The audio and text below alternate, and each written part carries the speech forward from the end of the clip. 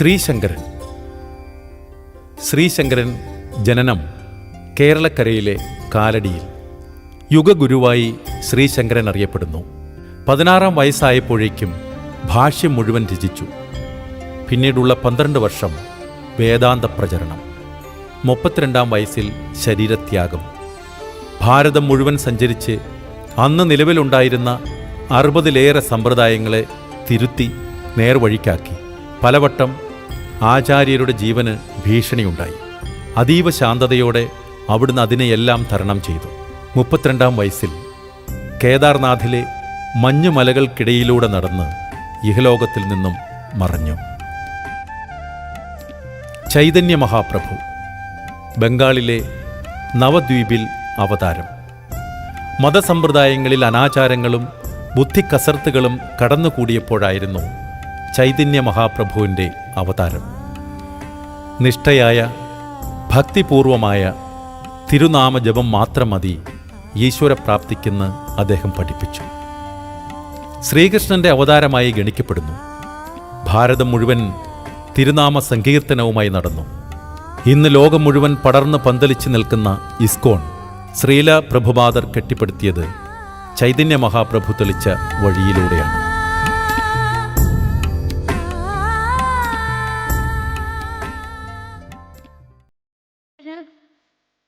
രമണ ഭഗവാൻ തമിഴ്നാട്ടിലെ തിരുച്ചുഴിയിൽ അവതാരം. സാധാരണ ബാലനെ പോലെ വളർന്നു. 17 വയസ്സിൽ മരണാനുഭവമുണ്ടായി.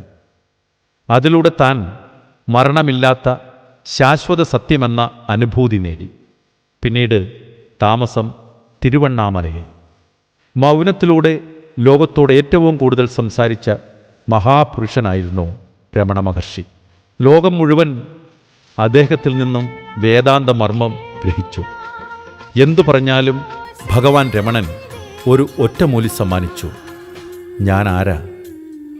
അവനവൻ ആരെന്ന് മനസ്സിലാക്കിയാൽ സമസ്ത പ്രശ്നങ്ങളും തീരുമെന്ന് അവിടുന്ന് ലോകത്തെ പഠിപ്പിച്ചു. അന്ന് ഭാരതത്തിലുണ്ടായിരുന്ന പ്രശസ്തരും പ്രഗത്ഭരും രമണ ദർശനത്തിന് വന്നിരുന്നു.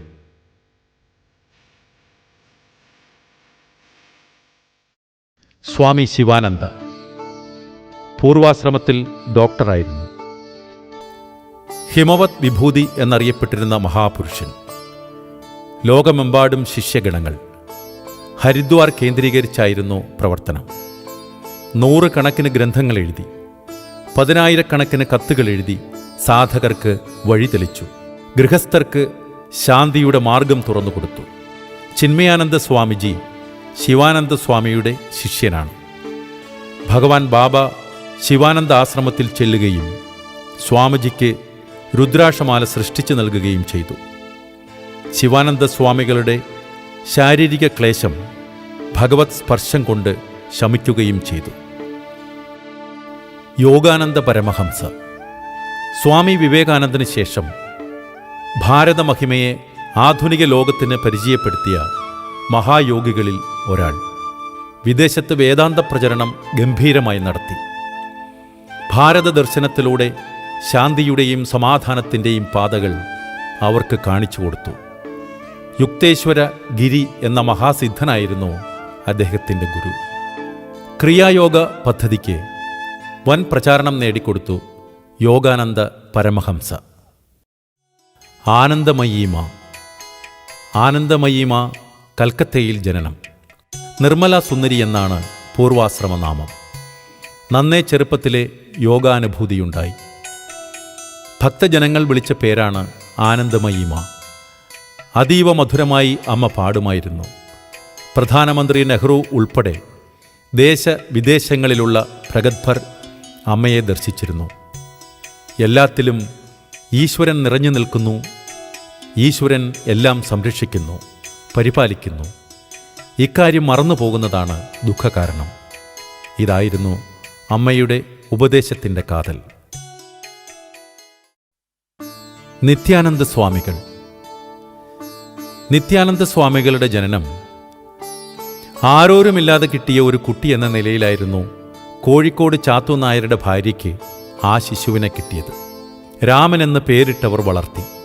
നന്നേ ചെറുപ്പത്തിലെ ഭാഗവതം പഠിച്ചു.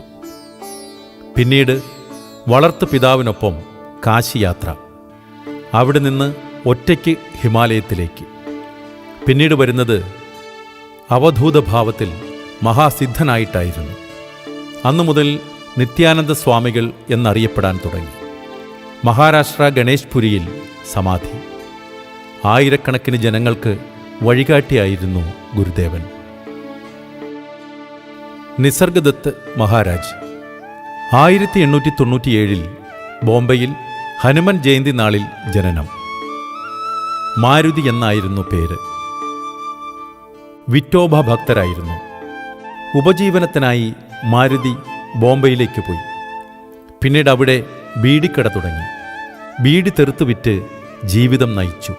അവിടെ വെച്ച് സിദ്ധരാമേശ്വരൻ എന്ന ഗുരുനാഥനെ കണ്ടുമുട്ടി. ഗുരുപദേശം സ്വീകരിച്ചു. ശ്രദ്ധാസമ്പന്നനായ ആ ശിഷ്യൻ താമസിയാതെ ജ്ഞാനാനുഭൂതി നേടി. ഞാൻ ഈശ്വര ചൈതന്യമെന്ന് ഗുരു പറഞ്ഞു. ഞാൻ വിശ്വസിച്ചു. അതോടെ ഞാൻ ഇങ്ങനെയായി. നിങ്ങളും നിങ്ങളുടെ യാഥാർത്ഥ്യത്തിൽ ഉറച്ചു നിൽക്കൂ. ഈശ്വരനെയും ഗുരുവിനെയും ശരിയായി പ്രേമിക്കൂ. എല്ലാം നിങ്ങൾക്ക് സ്വയമേവ ലഭിക്കും. ഇതായിരുന്നു അദ്ദേഹത്തിൻ്റെ ഉപദേശത്തിൻ്റെ കാതൽ. സ്വാമി ചിന്മയാനന്ദ. എറണാകുളം പുത്തമ്പള്ളി തറവാട്ടിൽ ജനനം. പഠനം കഴിഞ്ഞ് പത്രപ്രവർത്തകനായി. ജോലിയുടെ ഭാഗമായി ഹരിദ്വാറിൽ പോയപ്പോൾ ശിവാനന്ദ സ്വാമികളെ കണ്ടുമുട്ടി. പിന്നീട് അദ്ദേഹത്തിൻ്റെ ശിഷ്യനായി. മഹാതപസ്വിയായ തപോവനം സ്വാമികളിൽ നിന്നും വേദാന്തം അഭ്യസിച്ചു. ഭാരതമഹിമ പ്രചരിപ്പിക്കാനായി ഭഗവത്ഗീതയെ ആശ്രയിച്ചു. ഇന്ന് ലോകത്ത് ഗീതയ്ക്കുള്ള പ്രചാരമുണ്ടാക്കിയത് ചിന്മയാനന്ദ സ്വാമികളാണെന്ന് പറയാം. ഗീതയിലൂടെ ധർമ്മ പുനഃസ്ഥാപനം, അതായിരുന്നു ചിന്മയാനന്ദ സ്വാമികൾ ചെയ്തത്. സ്വാമി വിവേകാനന്ദൻ. വിവേകാനന്ദ സ്വാമികളുടേതെന്ന് പറയപ്പെടുന്ന ശബ്ദരേഖ ശ്രദ്ധിച്ചാൽ സ്വാമികളെ ക്ഷണിക്കുന്നതും ആ തപസ്വിയുടെ അമേരിക്കയെ പിടിച്ചുകുലുക്കിയ ആദ്യ പ്രഭാഷണവും കേൾക്കാം. 1893 സെപ്റ്റംബർ 11 ഈ സംഭവം. Ladies and gentlemen, welcome to the afternoon session of the opening day today, the 11th of September, 1893. We now introduce you to Swami Vivekananda from India and request him to address us. Swami Vivekananda.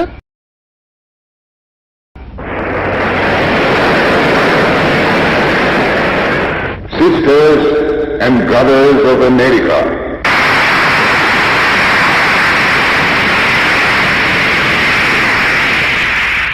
it fills my heart with joy unspeakable to rise in response to the warm and cordial welcome which you have given us. I thank you in the name of the most ancient order of monks in the world. I thank you in the name of the mother of religions. And I thank you in the name of the millions and millions of Hindu people of all classes and sects. My thanks also to some of the speakers on this platform who, referring to the delegates from the Orient, have told you that these men from far-off nations may well claim the honor of bearing to different lands the idea of toleration. I am proud to belong to a religion which has taught the world both tolerance and universal acceptance. We believe not only in universal toleration, but we accept all religions as true. I am proud to belong to a nation which has sheltered the persecuted and the refugees of all religions and all nations of the earth. I am proud to tell you that we have gathered in our bosom the purest remnant of the Israelites who came to southern India and took refuge with us in the very year in which their holy temple was shattered to pieces by Roman tyranny. I am proud to belong to the religion which has sheltered and is still fostering the remnant of the grand Zoroastrian nation. I will quote to you, brethren, a few lines from a hymn which I remember to have repeated from my earliest boyhood, which is every day repeated by millions of human beings. as the different streams, having their sources in different places, all mingle their water in the sea, so, O Lord, the different paths which men take through different tendencies, various though they appear, crooked or straight, all lead to Thee. The present convention, which is one of the most august assemblies ever held, is in itself a vindication, a declaration to the world of the wonderful doctrine preached in the Gita. Whosoever comes to me, through whatsoever form, I reach him.